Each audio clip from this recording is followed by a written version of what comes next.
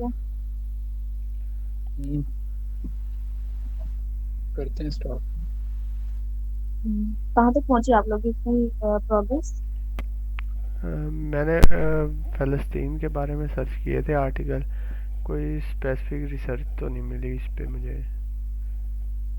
आप लोगों ने रोड मैप क्या बनाया कि हमने कैसे करते हैं? असल में ना अरसलान से मेरी बात हुई थी। तो हम ये सोच रहे थे कि करेज रेस करने के लिए ना जी। हमें उन जो है ना कौमें जो गुजरी हैं जो हैं उनकी जो जिस तरह वो पेरेंटिंग करते हैं बच्चों की, यानी कि किस तरह से करेज रेस करते हैं, हमें किस तरह से करेज आता है सोशली, करेज उनमें किस तरह, ये डिसाइड किया हमने। इस पे काम करेंगे। ठीक है, तो सोशल बेस के ऊपर आप काम कर रहे हैं या इसको पर्सनल क्या आते हैं? पर्सनल के दूसरों के समझ नहीं आ रही आपकी आवाज़ की। मैंने कहा ठीक है, आप लोगों ने मेन फोकस आपका सोशल करीज पे होगा, मतलब सोशली कैसे सोसाइटी के अंदर करीज करना है, इंडल्ज। क्या समझ नहीं आई मुझे। मैंने कहा आप लोगों ने सोसाइटी के अंदर करेज कैसे इंडल्ज करना है, मेन फोकस आपका ये होगा, सोसाइटी होगी, नॉट अ हाँ, इंडिविजुअल। सोसाइटी इंडिविजुअल भी हो जाएगा, उसमें दोनों कवर हो जाएंगे। और तो आप लोगों ने कोई स्टडी वगैरह इसके अलावा कोई किस तरह से स्टार्ट करने का प्लान किया है?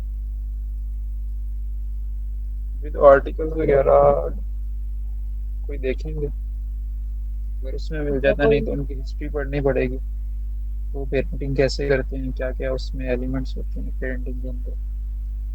जी आई थिंक कोई इसके इस्लामिक करीब बुक्स होंगी इस पे लिखी हुई, तो वो वहाँ से। कैसे हुआ? इसके अंदर आइडियोलॉजीज का भी काफी रोल होता है ना, कि अगर आप लोगों की आइडियोलॉजी करेजियस है, आप लोगों को कोई पर्पस है, तो वो पर्पस ही हमें करेज लेके आता है ना। तो जो पर्पसेस होते हैं किसी भी सोसाइटी को, उसको भी हम स्टडी कर सकते हैं, वो भी करेज के अंदर एक तरह से गूस्पम की तरह से एक्ट करते हैं।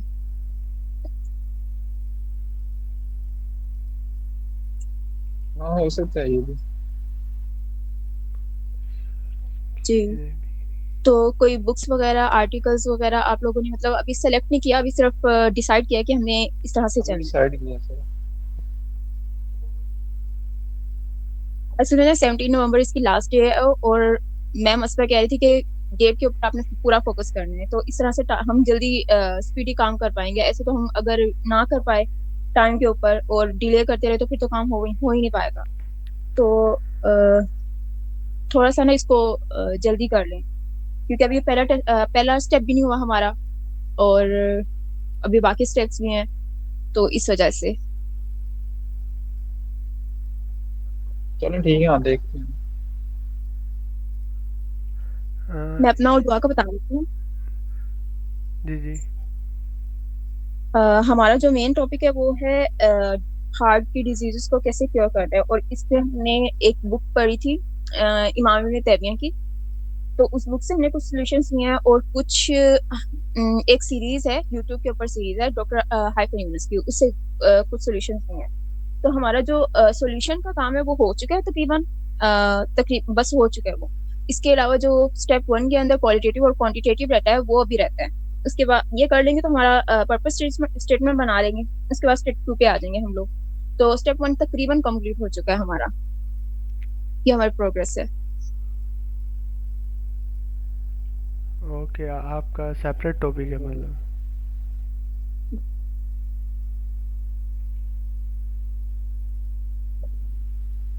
इसके अलावा अगर आप लोग को कोई प्रॉब्लम आ रही हो। नहीं नहीं, प्रॉब्लम नहीं है कोई भी। टाइम का इशू हो जाएगा थोड़ा सा। ओके, दोनों पेयरिंग में बना लेना कि इतना काम आपने करना है, इतना काम आपने करना है। अगर कोई बुक वगैरह पढ़नी है तो एक बंदा बुक पढ़ ले, और एक टीएल जो है वो आर्टिकल्स वगैरह पढ़ ले। देखते हैं वो क्या करें।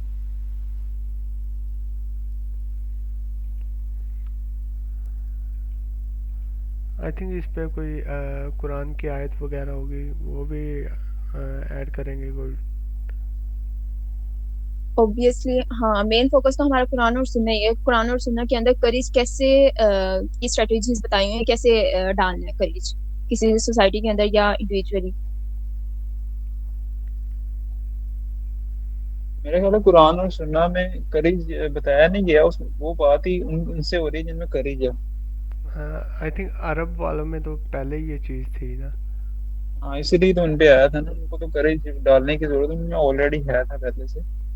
और उनमें जो हाँ कुरान बात ही उनसे करता है जो करीजियस लोग हैं, बाकियों को तो कोई काम ही नहीं है। बिल्कुल ऐसे ही है। तो हम वो स्टैंडर्ड्स देख सकते हैं ना कि किस स्टैंडर्ड के ऊपर आके कौन सी आयत आई इस तरह से। क्योंकि मुनाफिकीन तो करेजिस नहीं थे ना, वो तो मतलब दोनों तरफ से नहीं खेल नहीं, रहे थे, मुनाफिक उनके अंदर तो कुछ नहीं था फिर। वो तो पता नहीं जिस भी मकसद के लिए खेल रहे थे, पर करीज मेरा ख्याल उनमें भी है था। हाँ, करीज होता है, लेकिन वो यूज़ अपने पर्पस के लिए कर रहे थे, पर्पस डिफरेंट था उनका। हम्म। अच्छा। क्योंकि करेज जो है ना, एक्चुअली जो मेन चीज है ना करेज की, वो आती है सोसाइटी से। अगर सोसाइटी आपकी करेजिस है और आप रेयर ही है कि कोई बंदा उसमें जो इंसान हो वो बुज़दिल हो। मेरा नहीं ख्याल कोई होगा। अगर सोसाइटी आपकी करेजिस है तो ज्यादातर लोग उसमें वही होंगे, मेजोरिटी जो उनकी है ना। ऐसे ही है। ओके,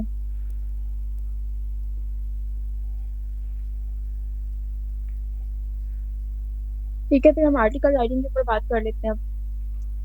जी जी। ब्रदर इस्लाम, आप हमें थोड़ा सा बता दें कि कैसे चीजें हैं इसकी। मतलब आप कोई स्पेसिफिक क्वेश्चन पूछना चाहते हैं इसके बारे में? नहीं, मैं इसका थोड़ा सा ओवरव्यू लेना चाहती हूँ। कि लिखते कैसे हैं? नहीं, आर्टिकल राइटिंग मैंने सिचुएशन का पाक कैसे उसका एग्रीमेंट का जो सिनेरियो था कतर के ऊपर हुआ था, लेकिन उसके बाद पाकिस्तान और जो सऊदी अरेबिया है उसको क्या क्या बेनिफिट्स होने वाले हैं। और अब अफगानिस्तान की जंग भी चल रही है, तो उसमें तो सऊदी अरब का आई थिंक कोई रोल नहीं होगा। इसका तो अफगानिस्तान की वार का तो मुझे इतना नहीं पता, लेकिन डिफेंस पैक्ट का पता है आपको, यानी कि क्या था उसमें? आई थिंक शराइत वगैरह क्या थी? नहीं। उसका ये था कि जब एक पे अटैक होगा ना, तो दूसरा भी उसकी मजम्मत करेगा। और सेकंड ये था कि दोनों एक दूसरे से अपना वेपन्स एंड रिसोर्स वगैरह शेयर करेंगे। यानी कि इससे फ़ायदा ये हो सकता है कि अरब कंट्रीज़ को जिनके पास न्यूक्लियर मिसाइल नहीं है, तो इस तरह पाकिस्तान अपने न्यूक्लियर मिसाइल वगैरह शेयर कर सकता है। अगर कोई और मुस्लिम कंट्री आके पैक्ट साइन करता है, तो उसको भी ये एबिलिटी मिल जाएगी कि वो भी पाकिस्तान के न्यूक्लियर मिसाइल शेयर कर सकता है। इस तरह तो ना ही कोई किसी पे रेजिस्टेंस आएगी मेजर पावर की साइड से, क्योंकि ये एक डिफेंस पैक्ट होगा, तो हर कोई अपनी वेपन वगैरह शेयर कर सकता है। और दूसरा ये है कि अगर ये पैक्ट ज़्यादा आगे बढ़ता है, तो पाकिस्तान को में भी सेकंड स्ट्राइक की कैपेबिलिटी मिल सकती है। सेकंड स्ट्राइक मतलब पाकिस्तान सऊदी अरब की लैंड को अपने लिए यूज़ कर सकता है किसी और पे अटैक करने के लिए, जो कि अभी पाकिस्तान चाइना से कह रहा है कि उसे दी जाए, जो कि अभी तक पाकिस्तान को नहीं मिली है। तो इसके बेनिफिट दोनों के लिए हो सकते हैं। अरब कंट्रीज़ के पास रिसोर्स है, पैसा है, और पाकिस्तान के पास अपनी आर्मी है और वेपन्स इंडस्ट्री है। तो पाकिस्तान इसे ग्रो कर सकता है अपनी इंडस्ट्री को।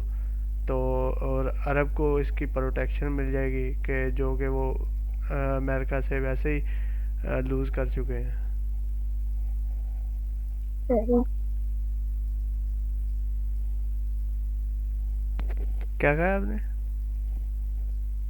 सही।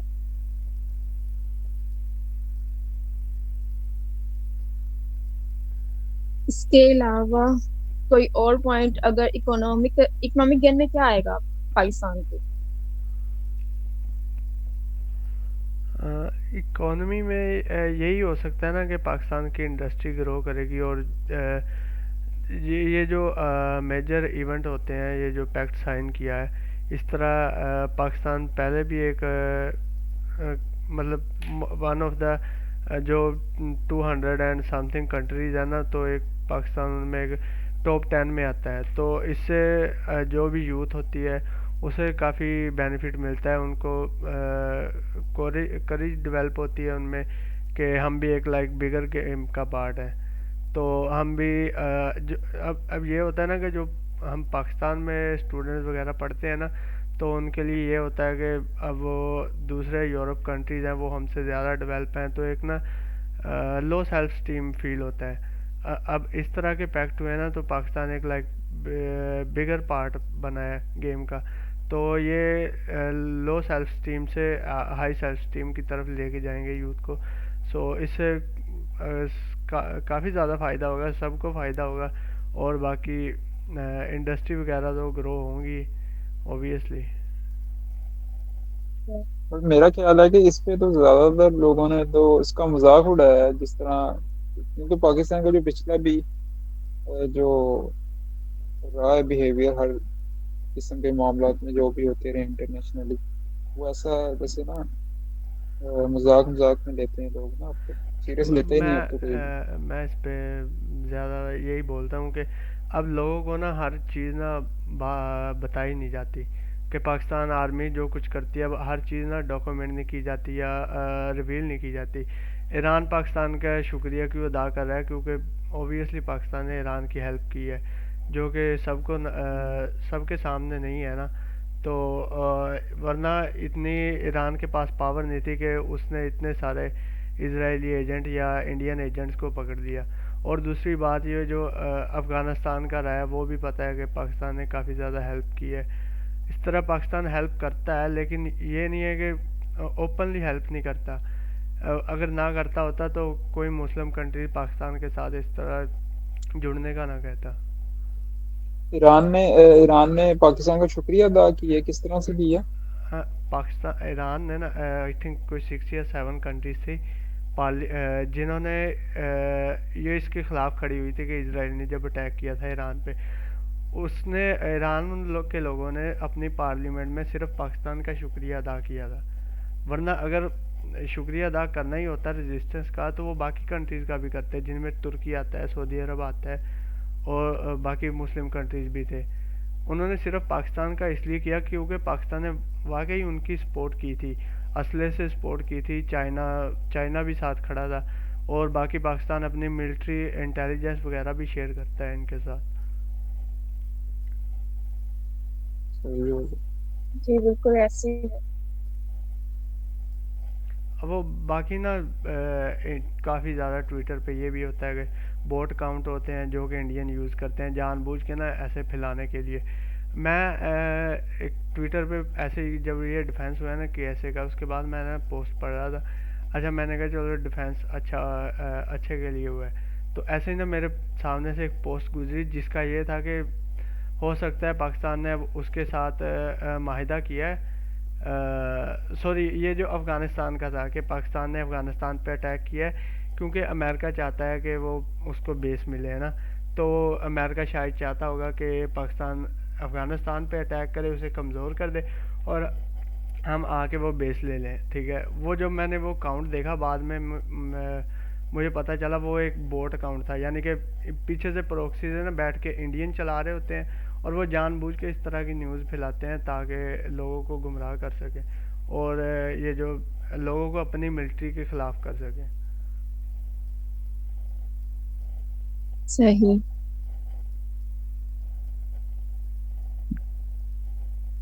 इसके अलावा तो क्या हमें मुस्लिम नेटो बनती नजर आ रही है इस फैक्ट से?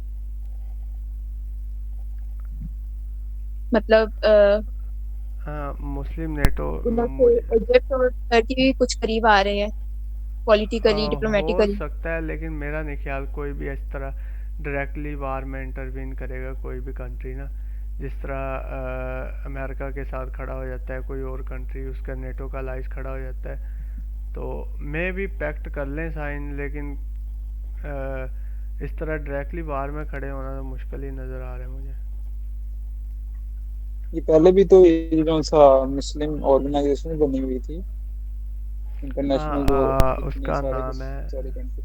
वो उसका ओ आईसी आई में। सी ओआईसी। हाँ, ओआईसी, हाँ। ओआईसी क्रिएट हुई थी। ओआईसी उसने क्या किया, आज तक कुछ भी नहीं किया उसने। जब ये क्रिएट हुई थी ना, तब जो लीडर इकट्ठे हो रहे थे वो मतलब पर्पस के लिए इकट्ठे हो रहे थे, लेकिन बाद में कुछ इन्होंने कत्ल करवा दिए और इस तरह ना सारी वो उसे तोड़ दिया। अब वो अब सिर्फ एक नाम की रह गई है इसलिए। सही हो गया। जी बिल्कुल ऐसे। और इसकी वजह ये भी है ना कि सबके जो इंटरेस्ट है वो वेस्ट वेस्ट के साथ एक तरह से पैक्ट हुए हैं। तो जब हम आपस में एक दूसरे के साथ जिस तरह से ये डिफेंस पैक्ट हुआ है, कोई इकोनॉमिक पैक्ट भी करने लग जाए तो आपस में एक तरह से बनने का चांसेस तो है ना। क्या समझ नहीं आई जैसे आपकी क्या सऊदी कह अरब रहे जैसे सऊदी अरब का जो डिफेंस पैक्ट था वो अमेरिका के साथ था। तो अब वो वहां से टूटा है तो उन्होंने पाकिस्तान के साथ किया है। तो अब सऊदी अरब पे अमेरिका का जो प्रेशर है वो एक तरह से कम हुआ है ना। जो हाँ उसकी हो पॉलिटिकल इन्फ्लुएंसेस होंगे अमेरिका के सऊदी के ऊपर। बिल्कुल हो सकता है, क्योंकि अब उसे अपनी प्रोटेक्शन के लिए सिर्फ उस अमेरिका पे रिलाई नहीं ना करना पड़ेगा। लेकिन फिर भी आई थिंक वो उनके वैसे भी प्रोजेक्ट वगैरह चल रहे हैं जो कि अमेरिका के साथ अलाइन है। उसका पेट्रोलियम का एक मेजर मेजर बायर है अमेरिका, तो लग नहीं रहा मेरा ख्याल इस तरह कम होगा। लेकिन फिर भी कुछ हद तक तो कमी आएगी ना, क्योंकि ये प्रोटेक्शन वाला ज़्यादा बड़ा मसला होता है किसी भी कंट्री के लिए।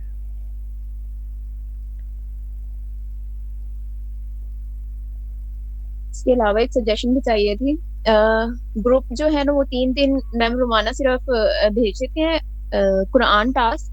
तो मैं चाह रही थी कि वो पूरे वीक में आ जाए, क्योंकि कुरान टास्क में मैम रोमाना जो है वो उसको थोड़ा सा इन दोनों टास्क के साथ अलाइन भी कर देती हैं। तो इस तरह से हम आयात भी और थोड़ी उनकी अंडरस्टैंडिंग भी करेज के साथ और डिजीज ऑफ द हार्ट के साथ मिलाने में इजी रहेगी।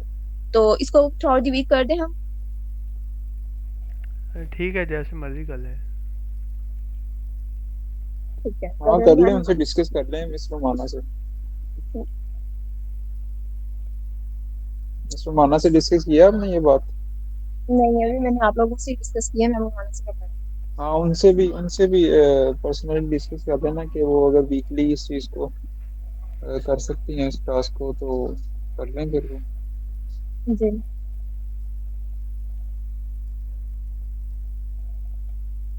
और आप लोगों ने आर्टिकल राइटिंग करनी है। किस पे कह रही हैं आप आर्टिकल राइटिंग? आर्टिकल आपके ऐसे पे किस पे? पाक के कैसे ऐसे पे? समझ नहीं पाकिस्तान और आई। अच्छा अच्छा। पाकिस्तान और सऊदी अरेबिया का जो डिफेंस एग्रीमेंट है उसके ऊपर। मैंने तो एक लिखा था उस पे, बाकी अगर नई अपडेट आई तो इंशाल्लाह ज़रूर लिखूंगा। असल में हमने ना इसको डिफरेंट एंगल से लिखना है। एक डिफेंस वो हो जाएगा, एंगल हो जाएगा कैसे इकोनॉमिकल गेन आएगा। उसके अलावा जो सोशल इंटीग्रिटी बहाल होगी मुस्लिम मुस्लिम सोसाइटीज की, उस एंगल से भी हम लिख सकते हैं। इसके अलावा मुस्लिम नेटो एंगल जो होगा उस एंगल से भी लिख सकते हैं। लेकिन नवंबर तक हमने इसकी अवेयरनेस जो है वो अच्छी तरह से आर्टिकल्स के थ्रू फैला देनी है। तो ये वीकली टास्क है और ये मैंडेटरी टास्क है। और मैं भी सोच रही हूँ अब इस वीक लाजमी लिखना है।